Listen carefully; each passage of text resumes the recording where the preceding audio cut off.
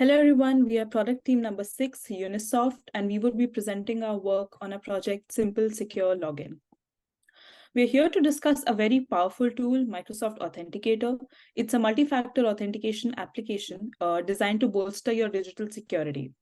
With this Microsoft account and its associated services receive an added layer of protection by mandating an extra verification step after you enter your password, ensuring a more robust defense for your digital identity.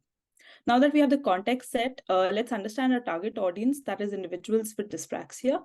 Dyspraxia is a neurodevelopmental condition that affects both children and adults. It impacts their motor skills, memory, coordination, cognitive function, making everyday physical tasks a considerable challenge for them.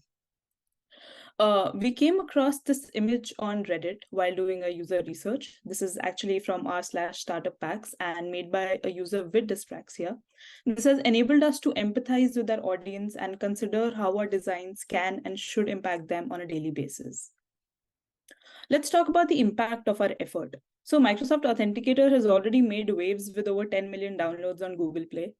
Specifically focusing on accessibility, there are approximately 228,000 users with dyspraxia, constituting 4% of the total user base of the app. When we look at the bigger picture, our addressable market stands at 500,000, with Microsoft Authenticator holding a substantial 46% market share. But our impact is not just in the numbers. It's about making meaningful strides towards a more inclusive and secure digital landscape by truly aligning with Microsoft's vision to empower people of all abilities and Microsoft Security's mission to protect customers from emerging threats related to security and privacy.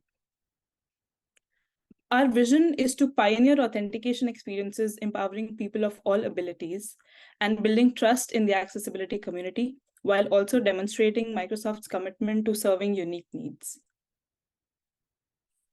So let's look at an existing situation. So a user wants to log into a Microsoft application. They're prompted to authenticate themselves. Now, what happens after this is they wait for the pop-up to show up on their Microsoft Authenticator application, which is going to be on their primary device. Now, this device can be placed anywhere, which results in them having to wait for the code or even search for their device. Following which they enter the code, they are authenticated, and now they have access to their files. But let's just take a closer look at the wait and search part of things. What happens over here is the user has to, once they log in, they have to look for their phone. Some people might panic and be like, okay, where's my phone? I need to find it quickly. When they find their phone, they open Authenticator, they enter the code, they find the authenticated. But this process over here can have a significant impact on users with dyspraxia. This is because there's a large amount of motor coordination that's involved in having to look for the device and whatnot, which can result in greater anxiety, which further impacts coordination. And this is a negative feedback loop that worsens with time. So there are a bunch of mismatched interactions, which users with dyspraxia face, such as small tap targets, switching between devices, lack of customization, so on and so forth. During a midway presentation, we designed a few ideas and solutions for each of these problems, and we decided to narrow down on two major problems with users with dyspraxia face, which is switching between devices. That is, moving between a primary and a secondary device could be demanding, and no alternative interaction modes. That is, options lacking for those who would benefit from other inputs. These are the two problems which we would be focusing on. We want to build an accessible authentication experience which reduces barriers caused by motor, memory, and coordination challenges, which at the same time keeps high security standards and builds trust in the system for the Microsoft Authenticator app. The competitors to the Microsoft Authenticator application are Authy, Google Authenticator, DO, and LastPass. But the values which we set ourselves apart from the others are efficiency, reliability, ease of use, and inclusive secureness.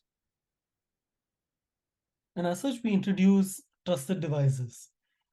Trusted devices allows a user to authenticate themselves from any device that they trust. The way they would do this is they need to add the device that they trust to a list of trusted devices, and this enables that device to receive the code so that the user can authenticate their actions. So how does this work? We take the existing flow, which is prompting, waiting and searching, authenticating and accessing their files, and we replace wait and search with the code appearing on the device that they trust. How does this address the mismatch interactions? Well, for addressing switching between devices, we are eliminating the need for large motor coordinations, and this results in reduced anxiety and greater independence, while also providing the users with alternative modes of interactions based on the input fidelity of their devices, thereby easing the use of easing the usability needs. So the roadmap over here is one that we've developed which has three phases to it. The first phase is where we introduce trusted devices as a feature, with the basic needs of being able to add and manage devices being covered. Phase two is where we iteratively improve and enhance accessibility features of the trusted devices feature. This will involve creating a feedback analysis channel, which allows us to be targeted in our approach of iterative improvement. Phase three is one where we want to shift our focus from trusting the device to trusting the human itself in their situatedness. What I mean by this is understanding where the human is and determining whether we can authenticate them based on based on the things that are around them. And for this, we'll of course need to assess the feasibility of such a feature, and large amounts of research and development will be put into this effort. Adoption strategies for trusted devices is going to be twofold. For new users, we intend to target them via app store listings, community partnerships, and accessibility events, whereas existing users will have in-app prompts to enable assistive features, support resources within the application, such as FAQs and other feedback channels. So yeah, that's our trusted devices. Let's stay secure. Thank you. Thank you.